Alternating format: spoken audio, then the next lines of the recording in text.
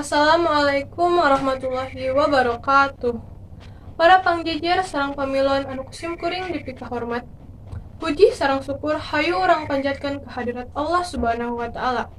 Anu parantos maparinan ka urang sadaya nikmat kasehatan sareng kasempetan. Sangkan urang tiasa patepung lawung paamprok jonghok patepang rarai dina ieu kasempatan kalawan dina kawilujengan. Sholawat sareng salam mugia didugikeun ka junjunan urang sadaya Kanjeng Nabi Muhammad sallallahu alaihi wasallam. Ka para sahabatna, ka para kulawargina, sareng ka urang sadaya salaku umatna. Amin ya robbal alamin.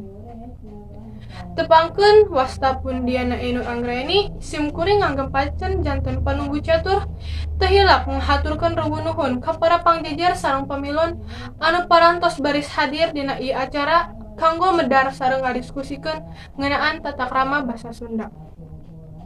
Supados henteu nyokong kana waktos, hayu urang buka ieu sawala ku aosan basmalah sasarengan. Bismillahirrohmanirrohim. Para hadirin anu kusim kuring dipika hormat,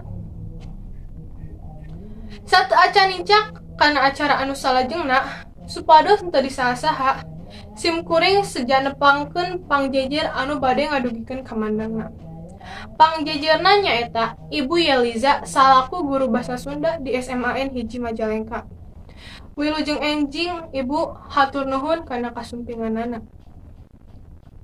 Para hadirin sadaya, supados urang langkung neleman kana jejer anu bade dibahas ku urang sadaya, hayu urang regepkeun kamandang anu bade didugikeun ku Ibu Yeliza. Mangga ka Ibu Yeliza kanggo ngadugikeun kamandangna. Hatur nuhun ka Ibu Yeliza anu parantos ngadugikeun kamandangna. Para wargi sadaya, tah kitu geuning ari nu dimaksud tata krama basa teh. Ayana ragam basa dina basa Sunda sanes kanggo ngabenten-benten jalmi, tapi kanggo ngahormat kanu langkung sepuh sareng ngajenan kasasama. Kulantaran waktos anu sakedik, sim kuring ngawates ka pamilon anu bade tumaros. Dina ngadugikeun patarosana, kedah ngacungkeun panangana, sarta nyebatkeun nami sareng teu kenging gogorowokan. Hatur nuhun ka Zahra anu parantos ngadugikeun patarosana. Mangga ka Ibu Yeliza kanggo ngawaler patarosana. Hatur nuhun ka Ibu Yeliza anu parantos ngadugikeun waleranana. Tah kitu geuning ari baheula mah ayana ragam basa teh ka kuping sapertos ngabenten-benten jalmi.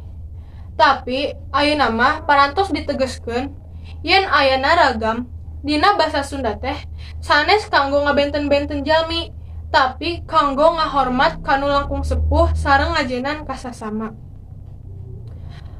Anu tadina undak usuk basa ayeuna mah digentos ku tata krama basa Sunda anu kakupingna langkung egaliter.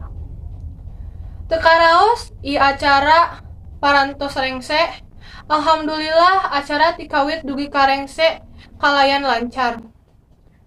Hayu urang sami-sami tutup ieu acara ku aosan hamdalah sasarengan.